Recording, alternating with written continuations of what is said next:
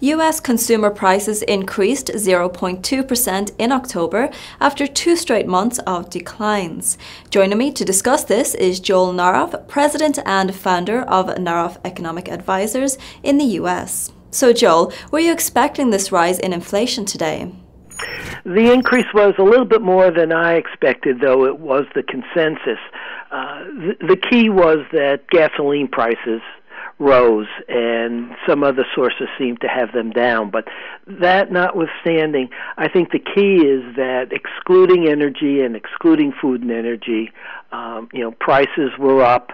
And looking at those costs over the year, you're getting very close to the 2% level.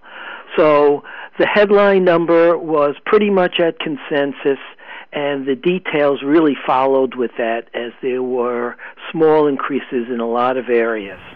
Now that inflation is moving in the desired direction and employment is strong in the U.S., do you think the result will be enough for the Fed to proceed with a December rate hike? Well, one thing for certain, this consumer price report doesn't do anything to take away from the drive to start raising rates.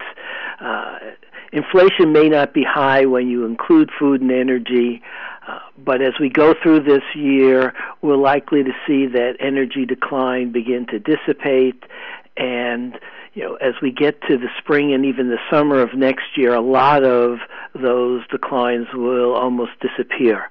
So what we're looking at is a situation where over the next year, even the headline number should start moving back towards the Fed's target.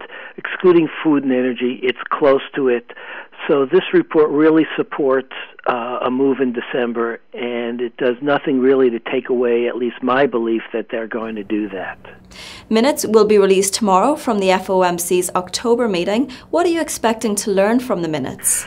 Well, I'm hoping to have a little bit better idea of why they didn't make a move. It wasn't expected. It wasn't a meeting where they were having a press conference, but their thinking at that point is important to understand what are the barriers to making an increase that needed to be taken down before they started tightening. And I think once we see that's the case, and I suspect to some extent it was the slowdown in hiring that they were worried about, then we'll know, given the October employment report and how solid it was and how it brought us back on schedule as far as job gains, that the key factor that kept them making a move is no longer there. If that's the case, I think those minutes may actually add to the belief that we're going to see an increase in December. Taking a look at the euro-US dollar then, how has the pair reacted to this data release, and what could we expect over the next month? Well, I think, short-term movements, you're never certain what they happen to mean, especially in the world as it is right now. But when you look at the euro-dollar, you have a good possibility the Fed's going to tighten. You have the Europeans being even more or potentially more aggressive on quantitative easing.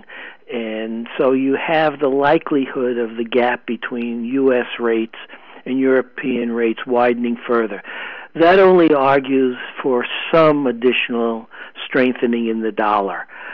Obviously, world events may, play a role in what's going on, but in terms of pure economics, the logic is that the dollar should strengthen a little bit. Well, thank you very much, Joel, for joining us today. It was great to hear from you. And to you at home, thank you very much for watching. Until next time, goodbye.